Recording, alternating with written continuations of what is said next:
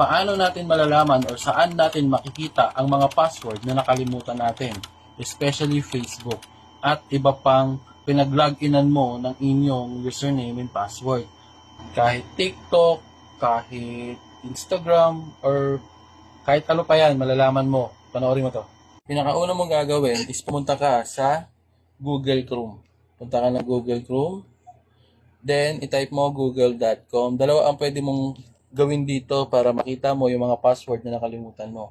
Una, itong tatlong dot sa taas, sa kanan. Ayan. Click mo lang yan. Pag click mo yan, makikita mo yung settings sa pinakababa. Pag click mo ng settings, makikita mo yung password sa baba ng search engine. Pag click mo yung password na yan, lalabas na yung mga pinag-loginan mo. Sobrang dami yan. At iba-iba yan. Makikita pag kinlik mo yan, lalabas yung password dyan. Diba?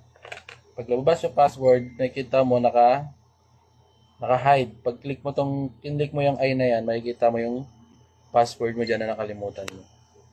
Then second is yung account mo na nakalagin dyan. I-click mo yung profile mo. Pag click mo ng profile mo, makikita mo sa baba ng pangalan mo, manage your Google account. Or pili ka ng account mo dyan na lagi mong ginagamit. Then pag click mo nyan, makikita